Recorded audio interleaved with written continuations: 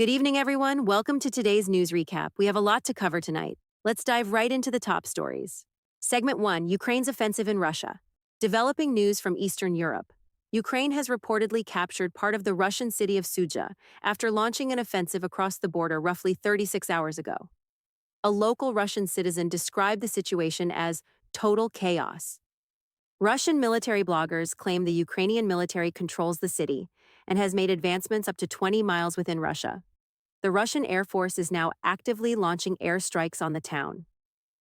This follows Russia's defense ministry confirmation on Tuesday that Ukraine launched an attack on the Kursk region. Reports from Moscow indicate that up to 300 Ukrainian soldiers, supported by armored vehicles and tanks, were involved in the assault on Russian border defenses. The Russian Defense Ministry stated, "The enemy today launched another attempt to break into the territory of Russia's Kursk region. Artillery fire, Army aviation strikes, and drone strikes are being inflicted on the enemy." Videos online show Russian troops in Ukrainian custody and dead Russian soldiers in the streets.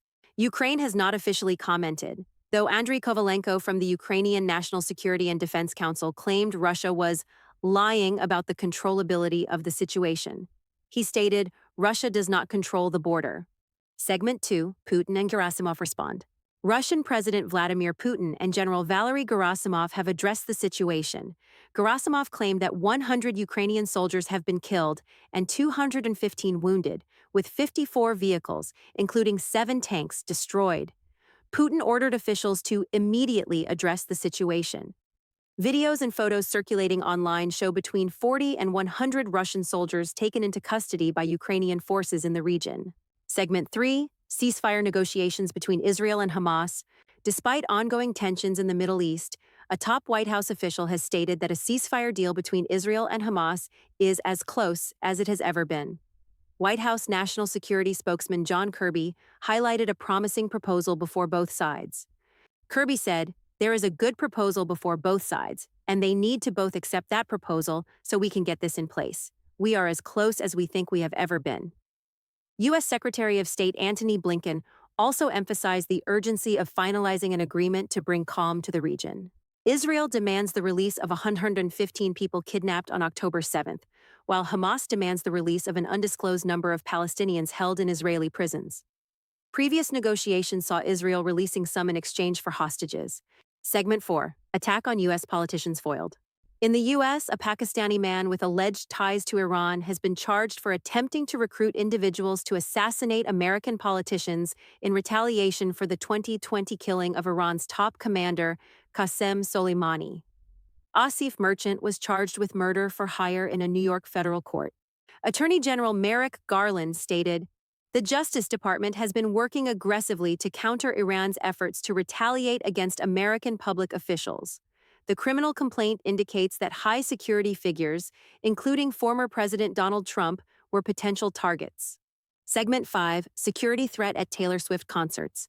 2 suspected extremists were arrested in Austria for planning an attack on Taylor Swift concerts in Vienna. The main suspect, a 19-year-old who pledged allegiance to the Islamic State, was arrested with chemical substances linked to the plot. Security measures for Swift's concerts have been increased. Authorities confirmed that the suspect aimed to target high-profile events.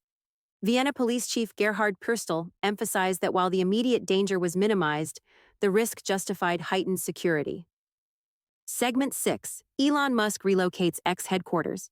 Elon Musk plans to close X's San Francisco office and move the headquarters to Texas. This follows his clash with California Governor Gavin Newsom over a new student gender identity law. Musk criticized the law, warning it would drive families and companies out of California. Ex-CEO Linda Yaccarino announced the office closure in a staff memo, stating it was the right one for our company in the long term. Musk cited safety concerns around the San Francisco office as a factor in the decision. Segment 7: Union endorses Kamala Harris. The Hospitality Workers Union, Unite Here, has endorsed Vice President Kamala Harris for president, challenging Donald Trump's promise to make tips tax-free. Union President Gwen Mills criticized Trump and praised Harris for her consistent support for unions. Trump proposed excluding tips from federal income taxes during a rally in Nevada.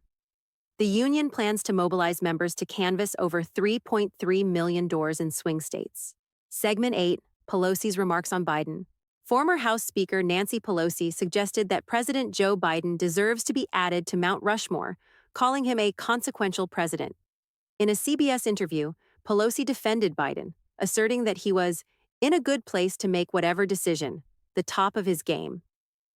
Pelosi's remarks follow Biden's announcement to withdraw from the presidential race.